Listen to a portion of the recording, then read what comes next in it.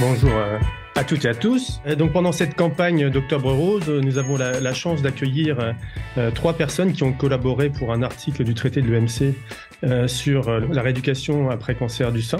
Donc nous avons la chance d'avoir Christine Pelka-Poivre, Martine Raffin-Rintaud et Jocelyne Roland qui ont collaboré pour cet article. Et donc, pour nous, c'est une opportunité, par rapport à Octobre Rose, d'aborder la question de la rééducation au cours du cancer du sein, avec la plupart du temps un modèle qui est parfois un peu, disons, représentant le kinésithérapeute en faisant du drainage lymphatique uniquement après une opération du cancer du sein. Donc, on se retrouve avec des personnes qui connaissent l'actualité, les données récentes sur le sujet. Donc, je vais vous laisser la parole pour nous donner les avancées actuelles qu'il y a sur la rééducation après cancer du sein. Allez, je me lance. Donc vous avez dit oui que le drainage lymphatique, oui. Alors c'est vrai qu'il y a quelques années et même encore maintenant, on a souvent des prescriptions de drainage lymphatique post-cancer du sein. Et donc maintenant, on en vient à une rééducation beaucoup plus globale où on ne fera du drainage lymphatique que si vraiment il y a un lymphodème. Et sinon, on va prendre en charge la patiente le plus tôt possible après l'opération et tout au long de son parcours de soins, puisqu'on pourra l'accompagner même pendant la chimio, la radiothérapie et jusqu'à la reconstruction. Donc c'est une prise en charge beaucoup plus globale comparativement au avant où on faisait que du drainage lymphatique. Et si je peux me permettre d'ajouter, on travaille beaucoup aujourd'hui en kinésithérapie par rapport au retour à une qualité de vie optimale et une qualité de vie avec la pratique de l'activité physique. Parce qu'on sait aujourd'hui que l'activité physique est vraiment importante pour lutter contre les effets secondaires des traitements et pour la survie. Et donc, l'idée de la kinésithérapie, c'est on pourrait dire, de remettre cette femme sur pied pour qu'elle puisse faire de l'activité physique et avoir donc cette qualité de vie optimale. Mais c'est vrai que pour certaines pathologies, comme on a eu pour l'infarctus du myocarde, par exemple, où on disait aux gens de ne pas bouger, après AVC, pareil, de ne pas trop bouger parce que ça a augmenté la spasticité. Pour la lombalgie, on laissait les gens coucher. On se rend compte que non seulement le fait de ne pas faire d'activité, ça ne permet pas de récupérer rapidement, mais c'est un effet délétère aussi, puisqu'on a tendance à perdre un potentiel de guérison par l'activité physique. Comment vous gérez du coup la posologie, ou en tout cas la planification de cette reprise d'activité? Est-ce que vous avez des indicateurs ou des éléments de suivi qui vous permettent d'avoir des paliers de progression pour la patiente et les adapter plus spécifiquement pour évidemment aussi que la dose d'activité physique soit supportable ou tolérable pour la patiente? Alors moi, je dirais que, en fait, déjà, il y a une phrase qu'on dit souvent à nos patientes, c'est la reprise d'activité physique, c'est dès le diagnostic. C'est-à-dire que le basique, c'est la marche. Et c'est vrai que même avec un diagnostic de cancer du sein, si on peut ne pas s'arrêter de marcher régulièrement, c'est déjà une bonne chose. Ensuite, on recommencera l'activité physique, qu'elle soit segmentaire ou globale, en fonction de la cicatrisation, en fonction de l'évolution des douleurs, en fonction de la récupération des muscles, parce que avec les traitements adjuvants comme la chimiothérapie, il y a une sarcopénie qui s'installe et qu'il faudra commencer à récupérer en kinésithérapie. En fonction de la fatigue, mais en même temps, par rapport à la fatigue cancéro-induite, c'est très important d'expliquer à la patiente que c'est justement l'activité physique qui va la défatiguer, contrairement à ce qu'on pourrait imaginer. Voilà, et tout ça, ce sont déjà des indicateurs de reprise, je dirais d'abord de mouvement, puis d'activité physique plus globale. Et puis maintenant, on sait qu'il n'y a plus de limite à l'activité physique, c'est-à-dire qu'avant, on sermonnait les patientes en leur disant ne levez pas plus de 5 kilos, ne portez pas, ne faites pas ci, ne faites pas ça. Maintenant, ça c'est fini. Du moment que la rééducation en force est progressive, il n'y a absolument aucune limite. Donc ça, c'est aussi une notion importante pour les patientes et pour les kinésithérapeutes. Est-ce que vous avez remarqué pour les patientes un changement de cette représentation aussi récemment, où elles ont tendance plutôt à être très protectrices et à ne pas trop bouger? Est-ce que même si pour elles, évidemment, il y a un choc lors de l'annonce du cancer, et certainement aussi toutes les images qu'elles peuvent avoir autour d'elles ou la communication qui est faite autour d'elles du cancer du sein, de ce qui a pu être fait aussi en rééducation, est-ce que vous sentez une évolution de la représentation de la kinésithérapie auprès des patientes, ou du fait qu'il faut justement maintenant reprendre une activité physique et pas trop se protéger, de rester inactif en attente passivement de tout ce qui se passe. En effet, il y a une évolution inévitablement parce que les femmes accèdent aux moyens de communication et les centres de prise en charge du cancer du sein participent beaucoup à ce projet-là aussi. Contrairement à nos prescriptions, je vais revenir en arrière où on a toujours une prescription de drainage lymphatique. Par contre, à tous les moments, on voit les médecins expliquent aux femmes qu'elles doivent faire de l'activité physique. Donc, c'est en train de bouger. Ce qui ne bouge pas actuellement, et c'est malheureusement des recommandations qui sont erronées sur d'autres choses. Tout ce qui va être prise de sang, tout ce qui va être tension, des choses erronées qui sont transmises encore par les équipes qui ne sont pas encore au courant. Ça ne se transmet pas même au sein de l'hôpital et des vieilles croyances. Donc, par chance, ça avance pour l'activité physique, mais il y a encore des progrès à faire sur les communications pour que ça fasse le tour de France dans tous les centres. Ce qu'on peut rajouter aussi, c'est que par rapport à l'activité physique, en fait, il faut bien expliquer aux femmes que nos recommandations pour elles sont valables pour toutes les femmes et pour tous les Français, puisqu'on sait qu'on ne bouge pas assez. Et en fait, quelle que soit la pathologie, comme vous le disiez, aujourd'hui, il faut bouger. Et quand on leur dit que c'est pour toutes les femmes et pour finalement bien vieillir, c'est aussi mieux accepté. Sinon, elles ont l'impression que c'est la double peine. Elles ont un cancer et il faut faire de l'activité physique. Eh bien non, c'est pour tout le monde pareil. Et ça commence à rentrer dans les médias. Il y a des communications, il y a de l'infographie, il y a plein de choses. Et donc, c'est ce qui permet aussi à ces femmes traitées pour un cancer du sein de comprendre que l'activité physique devient incontournable. Est-ce que vous avez vu des changements justement pour des femmes qui ne faisaient pas du tout d'activité physique avant que l'on déclare un cancer du sein pour elles, qui sont devenues plus sportives et qui ont intégré du coup une pratique régulière par la suite? Est-ce que ces exemples sont fréquents maintenant? Oui, alors au départ, celles qui n'ont jamais fait d'activité physique ou de sport, elles sont toujours, elles nous regardent un peu de travers en nous disant mais non, on n'a pas envie. Mais si on sait leur expliquer, leur démontrer que ça va être utile, on arrive justement progressivement en les prenant bien en charge à ce qu'elles fassent effectivement des progrès et que cette activité physique soit pas une punition, mais au contraire un plaisir, et on arrive à avoir vraiment une réelle avancée pour des femmes qui n'en faisaient jamais avant, hein, ça c'est certain. Enfin, moi, je le vois au sein de mon cabinet, c'est très, très clair. Hein. Mais je pense que là aussi, il faut bien préciser la notion d'activité physique parce que pour beaucoup de femmes, l'activité physique, c'est du sport. Or, quand on leur dit que c'est aussi les déplacements, l'activité domestique, professionnelle, de loisirs, on commence à faire des activités physiques, on va dire basiques. Et puis ensuite, elles peuvent accéder à des activités physiques plus musclantes, plus endurantes, plus assouplissantes. Et puis, elles vont y trouver du plaisir, comme dit Martine à l'instant. Elles vont y trouver du plaisir, elles vont voir les effets bénéfiques sur leur corps, et puis aussi parfois le fait de rencontrer d'autres femmes, de lier des amitiés au sein des groupes d'activité physique, ça les aide à poursuivre leur entraînement. Très bien. Au niveau de la communication qui est faite pour la patiente, comment se passe chronologiquement du coup cette intégration de ces informations, puisque au départ il y a quand même un choc, un peu de déni peut-être, ou en tout cas une phase d'acceptation. Comment se passe du coup la manière de communiquer ces messages auprès de la patiente qui pourrait peut-être la buter d'entrée si on disait bon maintenant va falloir bouger, va falloir vous reprendre en main, etc. dans une phase où parfois évidemment cette annonce est un choc pour les patientes qu'il faut aussi pouvoir intégrer dans sa vie. Comment se passe aussi cette évolution, cet accompagnement au niveau de la communication que vous avez auprès de la patiente, et puis aussi comment vous collaborez avec l'équipe soignante pour que ce message soit intégré de manière progressive et adaptée en fonction de la patiente que vous avez. Si elles ont la chance d'être orientées tout de suite vers un kinésithérapeute qui est spécialisé en phénologie, ça fera partie intégrante de notre parcours de soins, de notre rééducation. Donc on va leur en parler, on va les inciter à en faire et ça se passera très bien.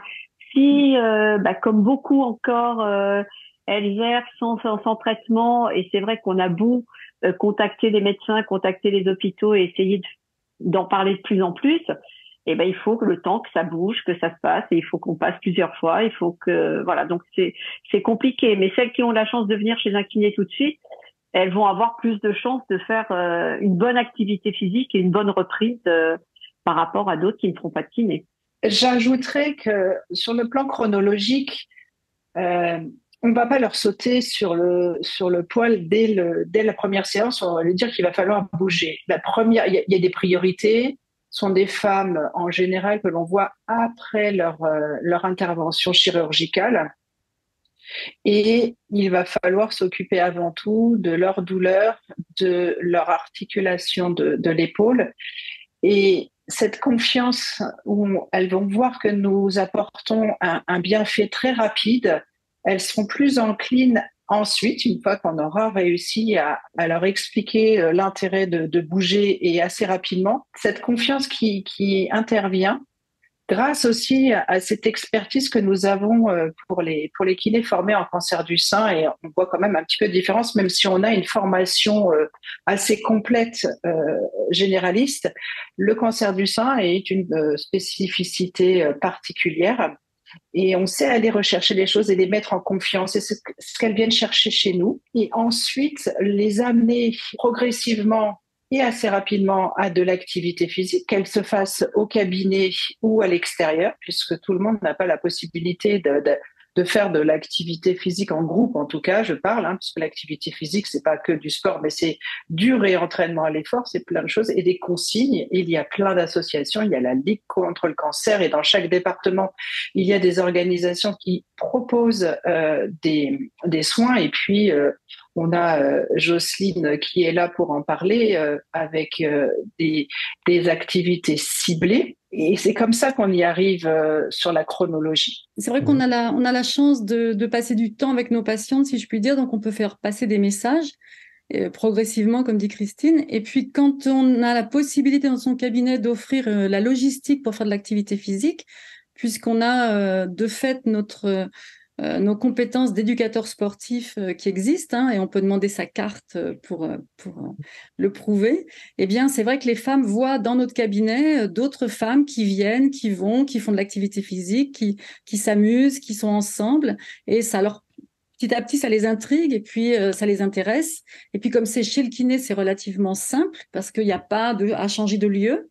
Alors bien sûr, comme dit Christine, tous les kinés ne peuvent pas faire ça dans leur cabinet. Donc après, il faut savoir les orienter. Mais ça participe tout ça à ce changement progressif finalement de mode de vie. Et l'émulation, donc de faire aussi des activités en groupe éventuellement dans les cabinets de kinésithérapie, d'avoir un plateau qui permet éventuellement aussi de proposer ce type d'activité. Alors, il y a des femmes qui adorent le groupe rose, il y a des femmes qui ne veulent pas faire partie d'un groupe rose, mais celles qui veulent faire partie, ça les aide beaucoup parce qu'elles se rendent compte qu'elles ne sont pas seules, et que c'est difficile pour tout le monde de faire de l'activité physique, mais que avec l'entraînement, on y arrive et puis ça devient source de plaisir et ça devient une dépendance. L'idée étant que l'activité physique soit pérenne, et qu'à la suite, nous laissons partir, s'envoler l'oiseau qu'on a réparé, si je peux prendre cette image, pour qu'elle continue dans des structures plus classiques, une fois qu'elles seront plus en confiance avec leur corps et qu'elles auront envie, en effet, de continuer, parce qu'elles vont pas rester chez nous toute leur vie, même si certaines, on les voit avec plaisir longtemps, selon les cas de figure, mais l'idée, c'est ça, c'est de les rendre un jour autonomes et qu'elles continuent tout le temps l'activité physique. Et le kinésithérapeute doit être vigilant parce que souvent, les femmes, au bout de 5 ans, on leur parle de rémission, voire de guérison. Et souvent, elles oublient, avec le cancer, tous les conseils qui ont été donnés. C'est pour ça qu'il faut bien leur faire comprendre dès le début que l'activité physique, c'est pour elles, pour le vieillissement, pour leur corps de femme et non pas parce qu'elles ont eu un cancer. Et à ce moment-là, elles comprennent que c'est pour la vie. Bon, on voit en tout cas que l'intérêt aussi, le fait de pouvoir avoir des séances régulières avec les patientes nous permet aussi d'avoir une partie d'éducation à la santé aussi qui est performante, parce qu'un médecin peut avoir des entretiens où il y a des entretiens réguliers, mais c'est vrai que vous voyez les patientes plus régulièrement et vous pouvez du coup dépister des barrières ou en tout cas des questions ou faire émerger en tout cas des résistances que vous pourriez arriver à lever. Donc ça, c'est un élément important. Est-ce qu'il y a une formation spécifique pour apprendre dans le secteur de la scénologie, l'éducation à la santé, en tout cas, ou comment mieux communiquer, faire un meilleur diagnostic d'identification des barrières qui empêchent de faire certaines choses et comment y remédier? Est-ce que vous avez, dans les formations de spécialisation en scénologie pour les kinésithérapeutes, une formation plus spécifique sur la partie communication, qui est un levier important dont on a parlé? Je ne crois pas qu'il y ait une formation plus spécifique. L'expertise de la pathologie et d'avoir pris en charge des femmes toutes différentes nous amène à cette expertise et nous permet de faire cette communication. Mais on n'a pas une formation de communication dédiée. C'est un ensemble et j'insisterai plus sur l'expertise et l'intérêt de cette expertise pour comprendre pourquoi on va pas leur vendre quelque chose, mais moi, il me semble qu'on est persuasif sans faire d'effort parce qu'on a cette expertise de la pathologie et sans doute beaucoup plus que certains médecins généralistes qui ne peuvent pas connaître complètement les choses. Je ne veux pas dire des choses sur les médecins, mais quand j'avais un patient, là, c'est en l'occurrence un patient à qui on a dit sur un lymphœdème de plus jouer au tennis de sa main droite, du côté où il avait été opéré, et d'apprendre à jouer de la main gauche. Et ça, c'est son médecin traitant qui lui a dit je l'ai remis à jouer du bon côté et justement réussir à ne pas faire stagner son œdème. Donc je reviens à l'œdème qui était un sujet qu'on a envie de mettre en secondaire puisqu'il y en a de moins en moins. Mais la formation, toutes les formations qui existent, il y en a beaucoup qui se complètent. J'insiste sur l'expertise de la connaissance de cette maladie et de tous les effets secondaires qu'apportent les traitements adjuvants. Je pense que dans beaucoup de formations en scénologie, il y a forcément une partie sur la mise en place d'une alliance thérapeutique, parce que ça, c'est indispensable dans notre prise en charge. Et puis, on va retrouver ça aussi dans les formations spécifiques aux activités physiques, que ce soit Rose Pilates, Avirose ou le yoga et le cancer du sein. Obligatoirement, on va parler des freins à la pratique d'activité physique, des leviers pour aider les femmes à accéder à cette pratique. Et c'est vrai qu'on fait forcément référence à l'entretien motivationnel, à l'éducation thérapeutique, à toutes ces techniques que les kinés vont pouvoir apprendre dans d'autres contextes aussi, pourquoi pas en IFMK, pour pouvoir mettre leurs connaissances au service de cette remise à l'activité physique. Mais je pense que le point de départ, c'est vraiment cette alliance thérapeutique, c'est vraiment cheminer avec le patient dans une collaboration pour que le patient devienne autonome et que nos conseils d'experts, comme dit Christine, puissent aboutir et vraiment faire changer le patient de mode de vie pour son avenir, en fait. Et on voit que c'est un levier de changement qui peut être très bénéfique et que cette maladie peut être un déclencheur pour pouvoir évoluer et améliorer sa qualité de vie aussi par la suite, puisque, comme vous le disiez, l'impact sera encore plus important après la période des 5 ans, qui est un petit peu la sortie où tout le monde se dit vivement les 5 ans, et alors qu'en fait, on est en train d'essayer de faire changer l'hygiène de vie aussi des personnes en intégrant une activité dans leur quotidien, et l'impact qu'il y aura sur l'ostéoporose ou d'autres paramètres aussi, évidemment. Et d'autant plus qu'on sait aujourd'hui que nombreux sont les traitements pendant le cancer du sein, que ce soit la chimiothérapie ou l'hormonothérapie, qui sont cardiotoxiques. Et une femme qui ne meurt pas de son cancer du sein décédera de complications cardiovasculaires, mais comme beaucoup de femmes en France. Et quand on met en place de la prévention tertiaire par rapport au cancer du sein, on met en place aussi cette prévention tertiaire par rapport aux troubles cardiovasculaires. Donc de toute façon, oui, c'est incontournable pour une vie en bonne santé, cette pratique d'activité physique. Bien, je vous remercie pour en tout cas cet élément. Je pense que le message est passé par rapport à l'impact que peut avoir la kinésithérapie et la manière très analytique au départ que l'on peut avoir et qui va pousser la patiente à reprendre des activités même parfois plus importantes que ce qu'elle avait auparavant. Est-ce que vous avez un message ou des exemples de patientes qui peuvent en tout cas donner une motivation supplémentaire ou un impact plus important pour Octobre Rose? Je rappelle qu'en tout cas, votre article est disponible sur Clinicase Now. Donc, c'est la rééducation après cancer du sein. Il est dans le traité de MC de médecine physique, réadaptation et kinésithérapie. Est-ce que vous avez un message important ou en tout cas un message qui permet de stimuler, d'être positif pour conclure cet entretien pour Octobre Rose? Je dirais que, Jocelyne, tu vas être d'accord avec moi, on pourrait parler du challenge à vie rose qui se fait chaque année et qui est vraiment, quand on l'a vécu une fois, c'est de voir toutes ces femmes qui vont ramer sur 2000 mètres en équipe de 4, qu'elles soient en chimio, en radiothérapie, à tout âge, puisque l'année dernière, on en a une qui avait 84 ans et qui a participé. Et c'est vraiment extraordinaire de voir cet engouement et cette joie de vivre qu'elles ont. Et je pense que ça, c'est un message qu'il faut vraiment faire passer, d'une part. Donc, ce challenge à vie rose pour montrer que, à tout âge, on peut faire du rameur et que c'est vraiment extraordinaire. Et puis, faire passer aussi le message du réseau des kinésithérapeutes du sein, qui est quand même un réseau qui a plus de 1200 adhérents. Je dis adhérents parce qu'on a aussi des kinés hommes qui en font partie. Et quand une femme va s'inscrire sur ce réseau, elle va trouver près de chez elle, ou enfin pas trop loin, un kiné qui est formé en sénologie et qui aura des connaissances un petit peu plus importantes et qui pourra bien la prendre en charge.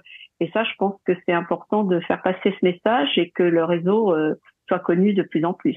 Moi, ce que je voulais dire, c'est qu'il faudrait aussi expliquer aux femmes qu'il n'y a pas de fatalité après un cancer, pas de fatalité à avoir mal, à être handicapée, à avoir des limites. En fait, aujourd'hui, quand les femmes ont des prescriptions de kinésithérapie précoces et quand la kinésithérapie est bien menée jusqu'à l'activité physique, il ne doit plus y avoir de douleur, plus de séquelles. En tout cas, nous, on va tendre vers cet objectif et surtout arrêter de dire j'ai eu un cancer, donc c'est normal que j'ai mal. Et puis surtout, elle rajoute je vais pas embêter mon chirurgien, je vais pas embêter mon oncologue. Eh bien si, il faut réclamer le mieux-être, il faut réclamer une prescription pour se débarrasser de tous ces déficits qui ne devraient plus exister. Je vais ajouter une chose parce qu'on est passé du lymphodème qui était souvent préconisé en priorité à prendre en charge à l'activité physique et on en oublie une grosse partie, c'est la reconstruction de la femme dans tout son ensemble. Et ça commence depuis ces douleurs, des complications lymphatiques qu'elles peuvent avoir mais qui ne sont pas de l'œdème et que nous prenons en charge et qui sont plutôt connus par ces kinés formés. Donc, en effet, il faut aller vers ces réseaux qui répertorient maintenant un gros nombre tant sur le RKS et aussi la KTL pour que les femmes sachent qu'elles vont être prises en charge sur tout le parcours. Et on se forme tous ensemble. On a fait des groupes ensemble pour que ces femmes, on puisse se poser des questions ensemble quand nous bloquons et que nous sommes vraiment là pour elles. Vraiment, c'est l'engouement qu'on voit. Nous, on a monté un groupe sur l'Île-de-France, mais il existe les mêmes dans toutes les régions et dans certains départements. Donc, les femmes sont vraiment encadrées au maximum avec nous. Très bien. Merci à toutes les trois pour votre engagement et votre professionnalisme. Je pense aussi que ça véhicule un message très positif pour les jeunes kinésithérapeutes qui cherchent peut-être une voie de spécialisation et qui montrent à travers vous qu'on peut se spécialiser et s'épanouir dans sa carrière professionnelle aussi. Donc, merci à vous. Merci pour la campagne Octobre Rose et cette contribution par cette interview. Et à bientôt. Merci. Merci.